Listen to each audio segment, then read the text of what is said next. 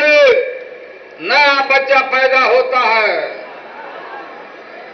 तो जैसे उसकी मां गोद में लेके बच्चा को हलराती है, दुलारती है। अब बचवा बोलता है कहां कहां कहां। नीतीश कुमार आरएसएस बीजेपी के गोद में बैठ के कहां कहां। ये कौन है नीतीश कुमार? हमें घर से हमारी ट्रेनिंग दिया।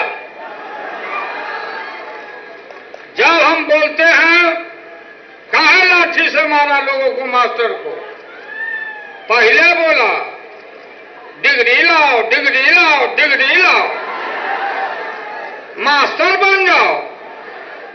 4,000 6,000 देता, आज समय पर नहीं देता।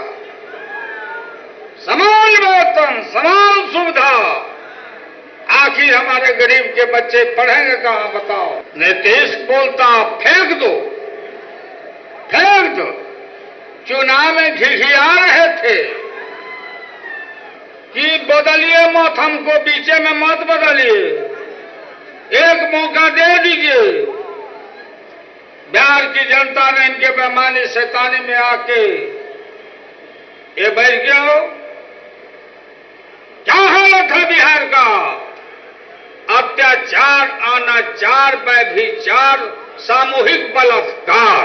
रणवीर यादव है, इसका बीबी एमएलए है जदयू का, गोली चला दिया।